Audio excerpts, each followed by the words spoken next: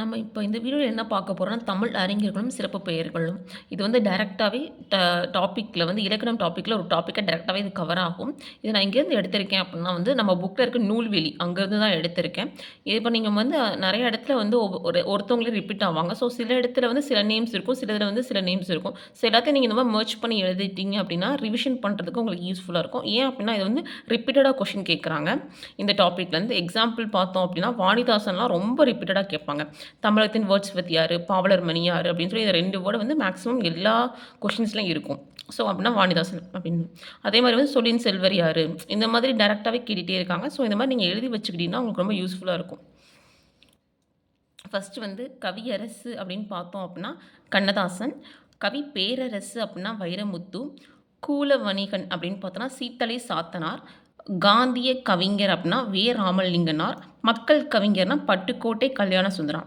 இதே வந்து தமிழகத்தின் வேர்ட்ஸ்வொர்த், கவிஞர் பாவலர் மணி 3மே வந்து வாணிதாசன் அவங்கள தான் குறிக்கும்.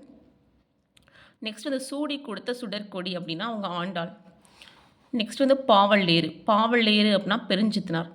சிறுகதை மன்னன் அப்படின்னா புதுமை பித்தன், ஜெயகாந்தன் 2 பேருமே வருவாங்க. ஆனா ஒரே கொஸ்டின்ல 2 பேரும் ஆப்ஷனா வைக்க மாட்டாங்க. மேக்ஸிமம் இப்படி வச்சா நீங்க புதுமை பித்தன் சூஸ் பண்ணலாம். இதே தம்பிரான் தோழர், அதுக்கப்புறம் நம்பியாரூர் அப்படின்னா சுந்தரரை தான் குறிப்பாங்க. அதே மாரி சிலம்பு செல்வர் அப்படின்னா மாப்போசி. மாப்போசினா மாப்போ சிவஞானம் அப்படின்றது. ரகசியமணி அப்படின்னா டி.கே. சிதம்பரனார், டி.கே.சி. அப்படின்னு சொல்லுவாங்க. தென்னாட்டின் பெனன்ஷா. தென்னாட்டின் பெனன்ஷா அப்படின்னா அறிஞர் அண்ணா அவங்கள தான் குறிப்போம். திராவிட நாட்டின் வானம்பாடி அப்படின்னா முடியரசன் அவங்க தான். இதை வந்து சிந்துக்கு தந்தை, செந்தமிழ் தேனி, பாட்டுக்கொரு புலவன், நீடு துயில் நீங்க பாடி வந்த நிலா அப்படின்னா இது எல்லாமே பாரதியாரை தான் குறிக்குது. பன்மொழி புலவர் அப்படின்னா அப்பாதுரையர் அவங்க வந்துருவாங்க. புரட்சி கவி பாவேந்தர் 2மே வந்து பாரதிதாசன் அவங்கள தான் குறிக்கும். இதே சந்தக்கவி மணி அப்படின்னா தமிழ் அழகனார் அவங்கள குறிப்பாங்க. இது வந்து சதாவதானி அப்படின்னா செய்குத்தம்பி பாவலர் அதை அவங்கள குறிக்கும். கவிமணி அப்படின்னா தேசிய விநாயகனார் அவங்க தான் குறிப்பாங்க.